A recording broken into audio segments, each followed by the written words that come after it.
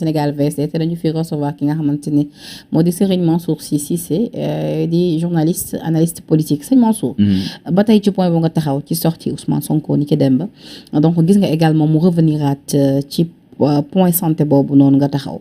dafa am nag la ci xew ca ginnaaw à savoir jeunesse bu Benno Bokk Yaakaar ba nekk ca Tivaouane.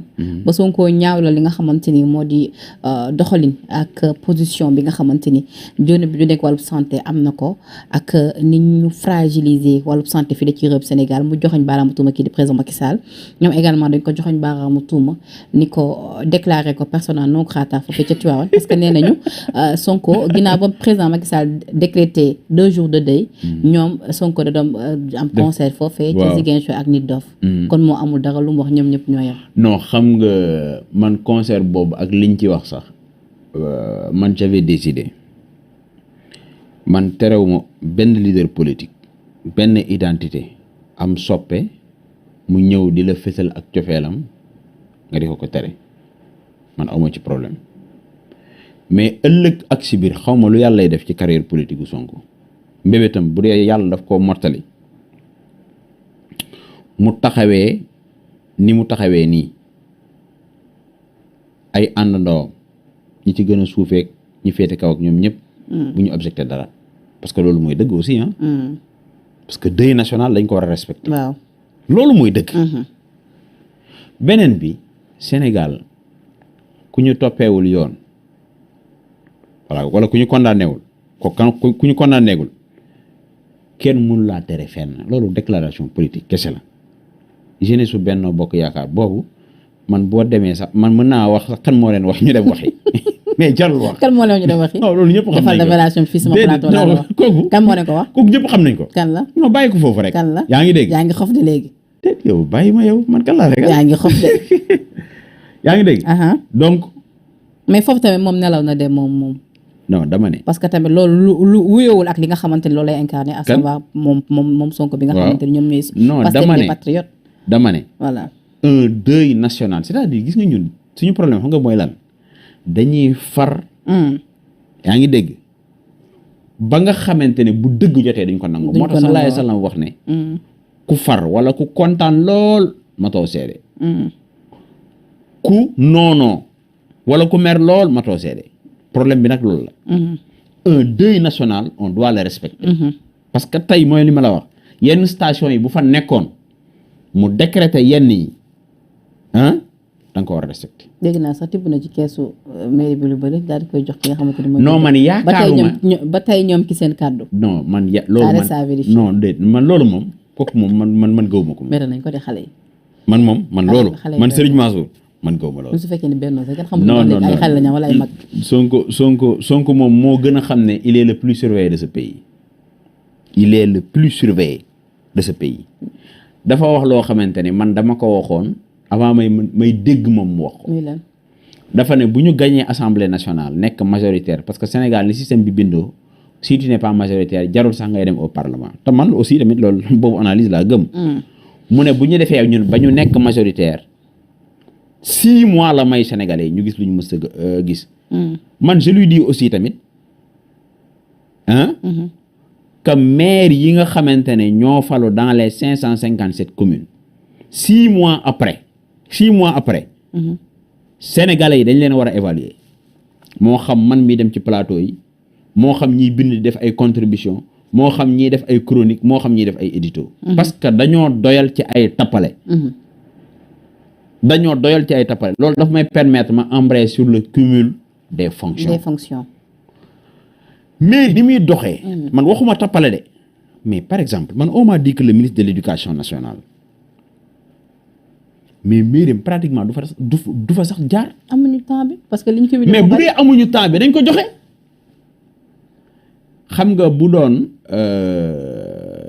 ni sallallahu alayhi wa sallam wax noonu la ñuy fale kon ñu ci bëri ci ñoom duñu falu parce que boo demee ci Riyadu Saalihin bés naa juum sax defe naa fii laa juumee woon di wax ni mu wattal Malik la sharh bi tanwirul xawaalik mais Riyadu Saalihin la sallallahu alayhi wa sallam moo wax ne maanaam lu jëm ci wàllu palu. doo yëkkati sa loxo ñi ngi ko seqal ñoo lay wóolu maanaam askan wi ñoo lay wóolu ne Penda Badji la soxna si loolu bu ñu ko doon seet fii ci réew mi du bari de. du bari de wax fii moom koo ci fallu sax loolu bari na sax jul indi ay problème nañu waxante rek dëgg ci législative yu 2000 xam man gëmuma ni Sonko tey bu nekkaate bu nekkee député daf koy boole ak mairie de Ziguinchor man gëmuma loolu. ah non non man gëmuma loolu. lu tax gëmoo ko. même si sur beaucoup de choses. yaa ngi dégg il trace une ligne Maginot boo xamante ni c'est plus que de la rupture. yaa ngi dégg am na ci yoo xamante ne bii daanaka la mu waxoon daf ci génn. waaw mais côté boobu nag moom. système et cetera et cetera. d'accord mais côté boobu il n'a pas également demandé à être c'est-à-dire est-ce que xam nga ni Ousmane Sonko n'a plus rien à prouver à l'Assemblée nationale. waaw mais moom il n'a pas demandé à être investi. je sais. voilà. man xam naa loolu. bugg ko woon au début. bugg ko woon mais léegi bugg ko woon yaa fi nekk mooy taxafalu. te réalité politique la aussi. man jàpp naa ne Ousmane Sonko amatul lu muy prouver assemblée nationale. à moins que mu nekk président assemblée nationale te loolu man je pense que c'est pas envisageable ñoom déjà ak seen liste yi li leen invalidé te la justice ou bien la décision constitutionnelle. amatul benn choisir pour yow si ñaari postes yooyu pour yow ban lay choisir. non Ziguinchor mairie bu Ziguinchor lay doon boobu moom moo gën a. non kooku daf lay jox c'est-à-dire gis nga la base. c'est la localité. léegi pour yow lan lay def tey jii bu ñu demee ba am li nga xamante ni moom la ñu namm foofee ci législative yi moom investi en tant que tête de liste bu coalition bi di Yewwi dafay bàyyi jox ko kan. céder sa place à qui. non loolu xam nga loolu. ñoom danañ ko lijjanti. non yow da ngay anticiper des fois. non dafa ndànk rek. man li ma gëm xam nga lu ma gëm. même si phénomène bi ngay wax nii situation bi ngay wax pas phénomène mais situation bi ngay wax. c'est presque pas du tout envisageable parce que moom liste nationale la nekk. seen liste boobu dañ ko invalider.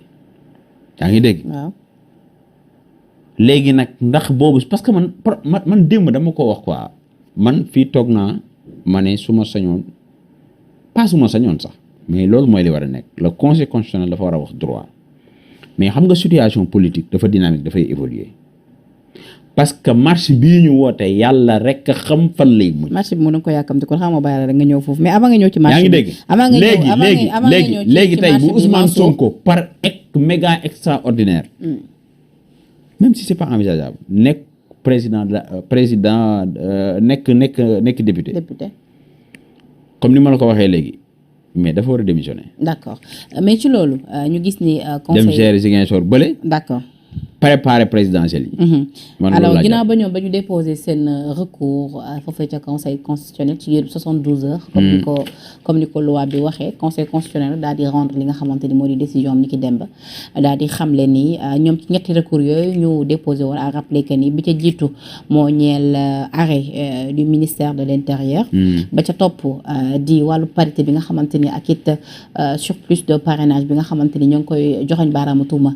waa benn bokk yaakaar nii dak waruñu sax bokk ci yëleb jongante beneen ba ca topp nag di rek li nga xamante ni moo ñeel li conseil constitutionnel daal di invalider seen liste des titulaires ñetti points yooyu moo waraloon ñu daal di déposer waat seen ñetti recours yi conseil constitutionnel daal di ne dàq ñetti yooyu yëpp ñu bëri nag jàpp ni loolee conseil constitutionnel def dafa nar a indi fitna fii ci réew mi di ca faal daal ci def sorti ni conseil constitutionnel xamlewul li nga xamante ni moo di li yoon charte réew bi wax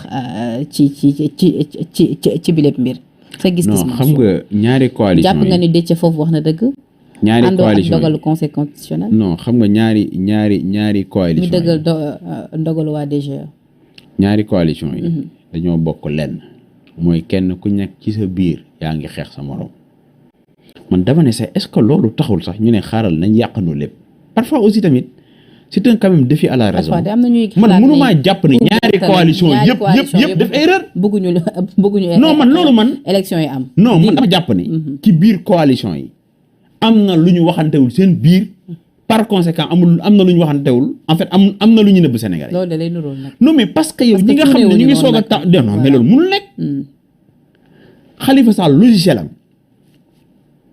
ci wàllu teg schéma électoral mais bu nekkee moom la ñu jox mandat au début sax nanguwul woon yaa ngi dégg bu dee moom la ñu jox mandat sous la supervision d'un ingénieur industriel Déthié Fall. Déthié.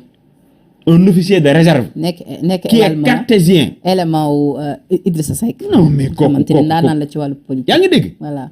mais lii lu mel nii dal leen man dama yaakaar ne am na lu xew ci biir coalition yi loo xamante ne lii ñoom waxante wuñ ko yaa ngi dégg te dañ koy nëbb Sénégalais yi man daal man loolu man mënuma gëm situation bu mel nii quoi parce que quand même c'est assez inédit lu mel nii am Sénégal boo xoolee coalition yi ndawaan yi sax kenn déggu leen ci lu mel nii man ba léegi man mënumaa gëm ni par exemple Benoît Aminata Touré juriste son parcours et cetera ñu xoole bon c'est humain peut-être mais parce que quand même am na process bu ñuy jaar en termes de vérification de contrôle de revérification de recontrôle et cetera donc yu mel ni man bu amee moi je dis carrément que ni am na lu xew beneen bi il faut que ñoom aussi ñuy accepter comme disait Jean-Jacques Rousseau on devient vieux en apprenant toujours gis nga une élection c'est une machine te l'erreur en politique Wade daana ko faral di wax ça se paye naturellement cash léegi nag comme le droit est rendu au nom du peuple et que ce peuple-là franchement n'a pas envie man je suis pour que le Conseil constitutionnel dise le droit